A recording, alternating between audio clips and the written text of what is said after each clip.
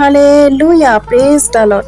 উখুদাবন পিতা, তোমাৰ শক্তিয়ে পৃথিৱী স্বজন কৰিলা, তোমাৰ জ্ঞানে জগত স্থাপন কৰিলা, তোমাৰ বুদ্ধিয়ে আকাশমণ্ডল বিস্তাৰ কৰিলা। তুমি মাত লগালে আকাশমণ্ডল জলসমূহ কোলাহল হয়। পৃথিৱীৰ অন্তৰ্ভাগৰ পৰা ভাৱবোৰ তোলে, বৃষ্টি নিমিত্তে বিজুলী সজাই আৰু নিজৰ ভঁৰালৰ পৰা বতাহ বাঢ়ি কৰি আনে। হালেলুয়া প্ৰভু, যি নেকি মানুহৰ খাদ্য ঈশ্বৰ সকলো খাদ্য। হালেলুয়া অ প্ৰভু পিতা, এই মুহূৰ্তত যি তোমাৰ বাক্যবিলাক ক'বলৈ লৈছোঁ, সকলোতে যেন তোমাৰ উপস্থিতি দিয়া প্ৰভু।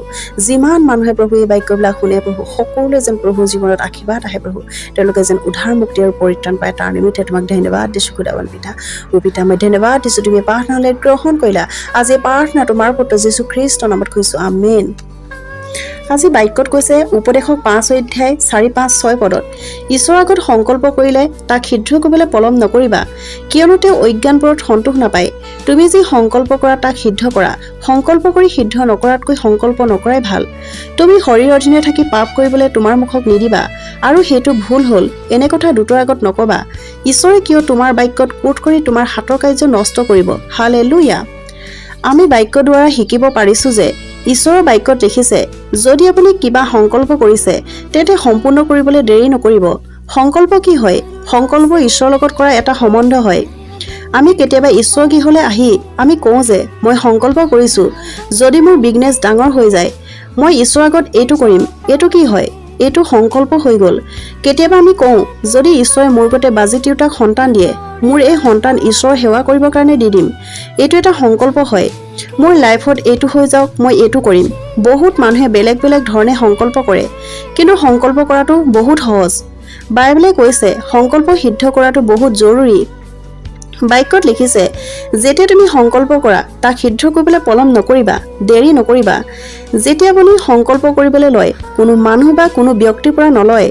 আপুনি ঈশ্বৰৰ ওচৰত প্ৰতিজ্ঞা কৰে, মানুহৰ পৰা আপুনি হাৰি যায়, সেইটো বেলেগ কনচেপ্ট। কিন্তু ঈশ্বৰৰ ওচৰত প্ৰতিজ্ঞা কৰি পাহৰি যায়, সেইটো বহুত ডাঙৰ এটা পাপ হয়। এই কথাটো ঈশ্বৰৰ একেবাৰে পচন্দ নহয়। সেইকাৰণে বাক্যত লিখিছে, যেতিয়া তুমি সংকল্প কৰা তাক সিদ্ধ কৰিবলৈ পলম নকৰিবা, দেৰি নকৰিবা। সংকল্প কৰাটো ভাল কথা, কিন্তু সংকল্প কৰি নকৰিলেহে বেয়া কথা। কিছুমান মানুহে বহুত ডাঙৰ ডাঙৰ ঈশ্বৰৰ ওচৰত সংকল্প কৰি লয়, কিন্তু সেই কথা সম্পূৰ্ণ নকৰে। সেইকাৰণে জীৱনত বহু সমস্যাৰ মুখামুখি হ'বলগীয়া হয়। কিছুমান মানুহৰ বেমাৰ হয়, কয় কি, যেতিয়া মই সুস্থ হ'ম মই গোটেই জীৱন চাৰ্চত থাকি ঈশ্বৰক সেৱা কৰিম। কিন্তু যেতিয়া সুস্থ হৈ যায় তেতিয়া চাৰ্চলৈ নাহেই। কিছুমান মানুহে কয়, মোৰ প্ৰপাৰ্টি যেতিয়া চেল হ'ব তেতিয়া মই 50% ঈশ্বৰক দিম। কিন্তু যেতিয়া প্ৰপাৰ্টি চেল হৈ যায় তেতিয়া ঈশ্বৰক নিদিয়েই। কিন্তু বাক্যত কি কৈছে? এই ভুল কৰা পৰিণাম আপোনাৰ বংশ পৰিয়াল ল'ৰা ছোৱালীক সমস্যাত পেলাব পাৰে। সেইকাৰণে যেতিয়া আপুনি সংকল্প কৰে তাক সিদ্ধ কৰিবলৈ পলম নকৰিব। কিছুমান সংকল্প সৰু হয়, কিছুমান সংকল্প ডাঙৰ হয়। কিছুমানে ইমান ডাঙৰ ডাঙৰ সংকল্প কৰি লয় যে তেওঁলোকৰ সংকল্প পূৰা কৰিবলৈ কষ্ট হৈ যায়। কিন্তু মনত ৰাখক, ঈশ্বৰৰ ওচৰত কৰা আপোনাৰ সংকল্প কেতিয়াও চেঞ্জ হ'ব নালাগে। হ'ব পাৰে আপোনাৰ কাৰণে এটা টেষ্ট হয়। ঈশ্বৰে আপোনাৰ পৰা ধন দৌলত নাই বিচৰা, ঈশ্বৰে আপোনাৰ পৰা আদৰ সন্মানো বিচাৰিছে। যদি আপুনি ঈশ্বৰক আদৰ সন্মান কৰে তেন্তে সংকল্প মানি সম্পূৰ্ণ কৰিবলৈ দেৰি নকৰিব। আপুনি 100% দিব লাগে। সেইকাৰণে বাক্যত লিখিছে, যেতিয়া তুমি সংকল্প কৰা তাক সিদ্ধ কৰিবলৈ দেৰি নকৰিবা। সিদ্ধ নকৰাই ভাল যদি পালন কৰিব নোৱাৰে। এটা বাক্যত লিখিছে, পাচনি কৰ্ম 5 অধ্যায় 1-11 পদলৈ, কিন্তু অননীয় নামেৰে এজন মানুহে তেওঁৰ ভাৰ্য ছাফিৰাৰ সৈতে এক সম্পত্তি বেচি ভাৰ্যাই জনাকৈ তাৰ ধন এভাগ নিজলৈ ৰাখি এভাগ পাচনিবিলাকৰ চৰণত থলেহি। তাতে পিতৰে ক'লে, হে অননীয়, মাটিৰ ধনৰ এভাগ নিজলৈ ৰাখি পবিত্ৰ আত্মাৰ আগত মিছা কথা ক'বলৈ শয়তানে কিয় তোমাৰ হৃদয় পূৰ কৰিলে? সেই মাটি থাকোঁতে তোমাৰ নিজৰ নাছিলনে? তেন্তে এই কথা তোমাৰ হৃদয়ত কিয় ঠাই দিলা? এই কথা শুনি অননীয় মাটিত পৰি প্ৰাণত্যাগ কৰিলে। তাতে শুনা সকলোৱে বৰ ভয় খালে। পাছে ডেকা মানুহবিলাকে উঠি তেওঁক কাপোৰেৰে মেৰিয়াই বাহিৰলৈ লৈ গৈ মৈদাম দিলে। 3 ঘণ্টামানৰ পাছত তেওঁ ভাৰ্যা সেই ঘটনাৰ কথা নাজানি সোমাল। তাতে পিতৰে তেওঁক সুধিলে, মোক কোৱাচোন, তোমালোকে ইমান টকাত মাটি বেচিলানে? তেওঁ ক'লে, হয়, সিমানতে। তাতে পিতৰে তেওঁক ক'লে, তোমালোকে প্ৰভু আত্মাৰ পৰীক্ষা কৰিবলৈ কিয় এক পৰামৰ্শ ল'লা হওক। চোৱা, যিবিলাকে তোমাৰ স্বামীক মৈদাম দি আহিছে তেওঁলোকৰ ভৰি দুৱাৰ ওচৰ পালেহি, তেওঁলোকে তোমাকো লৈ যাব। তেতিয়া তেওঁ তেওঁৰ চৰণত পৰি প্ৰাণত্যাগ কৰিলে। পাছে ডেকাবিলাকে ভিতৰলৈ আহি তেওঁকো মৰা দেখি বাহিৰলৈ নি তেওঁ স্বামীৰ কাষতে মৈদাম দিলে। তাতে গোটেই মণ্ডলী আৰু এই কথা শুনা সকলোৱে বৰ ভয় লাগিল। হালেলুয়া। আমি বাইবেলত দেখিছোঁ যে সেই সংকল্প বিষয়ে যিবিলাক মানুহে নিদিয়ে। ইয়াত আমি দুজন মানুহ দেখিছোঁ, এজন অননীয়া আৰু এগৰাকী ছাফিৰা। অননীয়া এজন ব্যক্তি আৰু ছাফিৰা তেওঁৰ পত্নী হয়। এই দুয়োজনে ঈশ্বৰৰ ওচৰত এটা প্ৰমিছ কৰিছিল যে প্ৰভু, আমাৰ এডোখৰ মাটি আছে, বিকিব পৰা নাই। ঈশ্বৰ, মোৰ মাটিডোখৰ যাতে বিক্ৰী হৈ যায়। পিতৰ যিজন আমাৰ আগতে ঈশ্বৰৰ দাস হয়, যেনেকৈ মানুহবিলাকে মোৰ ওচৰত প্ৰাৰ্থনা কৰিবলৈ আহে, ঠিক তেনেদৰে তেওঁলোকো তেওঁলোকৰ প্ৰাৰ্থনা উত্তৰ বিচাৰি পিতৰৰ ওচৰলৈ আহিছিল আৰু পিতৰক কৈছিল যে মোৰ বেমাৰ ভাল হৈ যায়, মোৰ সমস্যা সমাধান হৈ যায়, মোৰ ঘৰখনত দন হাই কাজিয়া পেচাল নোহোৱা হৈ যায়, মোৰ ঘৰৰ সকলো কাম কাজ সঠিকমতে হৈ যায়, মই সন্তান প্ৰাপ্তি হৈ যাওঁ যেন।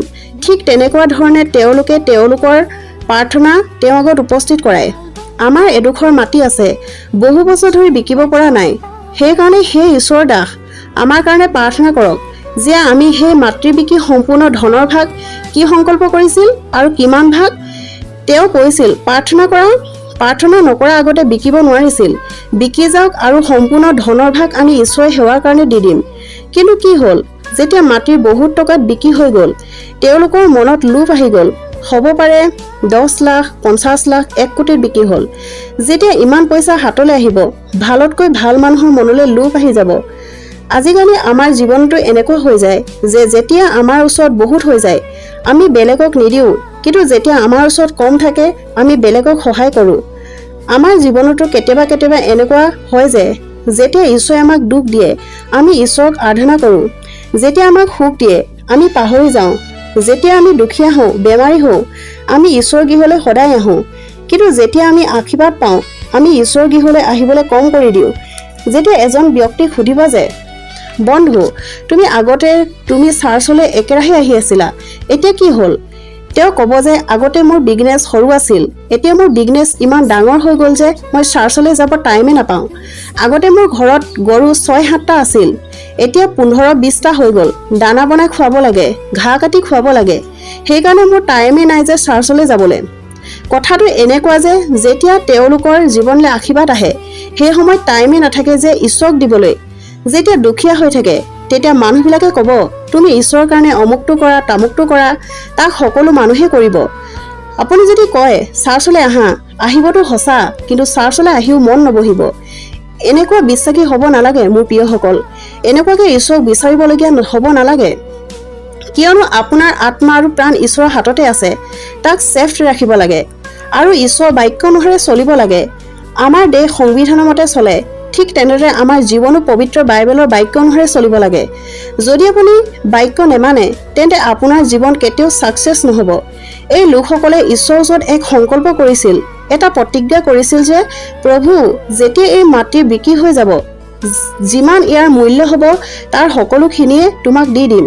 হ'ব পাৰে মাটি 10 লাখত বিক্ৰী গ'ল, আধা 5 লাখ আমি ৰাখিম আৰু আধা 5 লাখ পিতৰক দি দিম। কিন্তু সংকল্প কৰিছে যেতিয়া সংকল্প পূৰা হ'ব লাগে।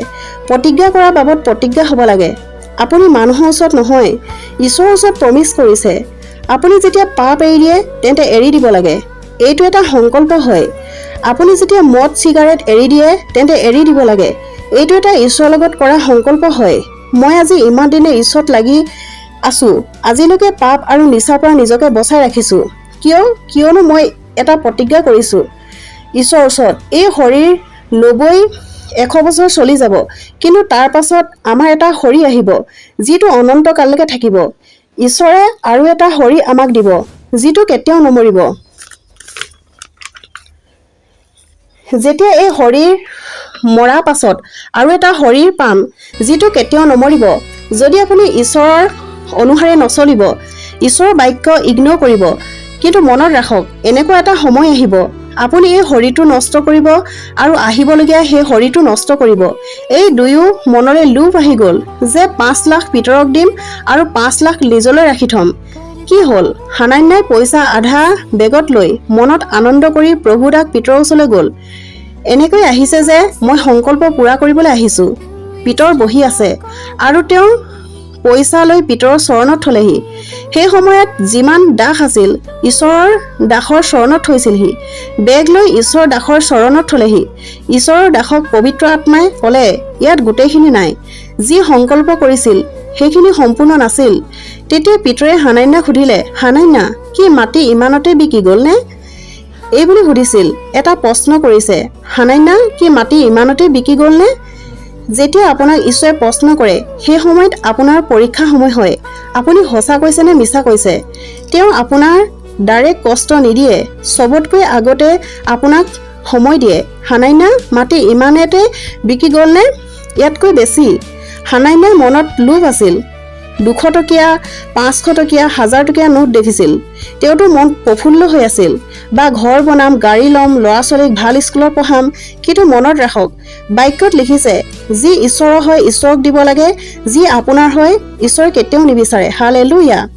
আজিকালি আমি এনেকুৱা হৈ গৈছোঁ যে আমি ঈশ্বৰো ভাগ খাই দিওঁ। ডক্টৰে যদি কয় 10 লাখ টকা লাগে, কিন্তু গাৰেণ্টি একো নাই, ডক্টৰক আপুনি দিবলৈ প্ৰস্তুত হয়। কিন্তু প্ৰভুৰ কাৰণে সংকল্প মানে সেইটো ভাল কথা, কিন্তু তাতো চকু লাগে। পিতৰে ক'লে, মাটি কি ইমানতে বিকি হ'ল? হয় প্ৰভু, ইমানতে বিকি গ'ল। বাক্যত লিখিছে, তুমি কিয় পবিত্ৰ আত্মাৰ ওচৰত মিছা মাতিলা? আপুনি মনত ৰাখক, কেতিয়াও পবিত্ৰ আত্মাৰ আগত মিছা মাতিব নালাগে। পবিত্ৰ আত্মাৰ আগত মিছা মতা ব্যক্তি জীয়াই থাকিব নোৱাৰে। বাইবেলে কৈছে, যি ব্যক্তি মানুহৰ আগত মিছা মাতে তেওঁ ক্ষমা আছে। আপুনি মা আগত, দেউতাৰ আগত, বাই ভনী, ককাই ভাই, ল'ৰা ছোৱালীৰ আগত মিছা কয়, আপোনাৰ ক্ষমা হৈ যাব। যদি পবিত্ৰ আত্মাৰ আগত মিছা মাতে তাৰ ক্ষমা নহ'ব। পিতৰে কৈছে, তুমি পবিত্ৰ আত্মাৰ আগত মিছা কথা কৈছা। বাইবেলে কৈছে, সেই সময়তে সেই ঠাইতে পৰি প্ৰাণত্যাগ কৰিলে আৰু মানুহবিলাকে কাপোৰেৰে মেৰিয়াই বাহিৰলৈ নি তেওঁক মৈদান দিলে। সেই সময়ত ইমানেই এনইণ্টিং শক্তি আছিল যে কোনো পাপী মানুহ থিয় হৈ থাকিব নোৱাৰিছিল। আজিকালি টাইমত এনেকুৱা এনইণ্টিং আহে, মই কওঁ চাৰ্চত এটা মানুহ নাথাকিব, ইয়াততো উঠোৱা মানুহ ঘূৰি থাকিব। লুকাই চুৰ কৰি মদ খোৱা, আপুনি জীয়াই আছে কিয়নো ঈশ্বৰৰ হাত আপোনাৰ ওপৰত আছে। হালেলুয়া। প্ৰত্যেক দিনাই মোৰ আৰু আপোনাৰ পাপ ক্ষমা কৰে। যীশুৱে তেওঁৰ তেজ 2000 বছৰ আগতে বোৱাইছিল। আজিও দেখক তেওঁ তেজে কাম কৰি আছে।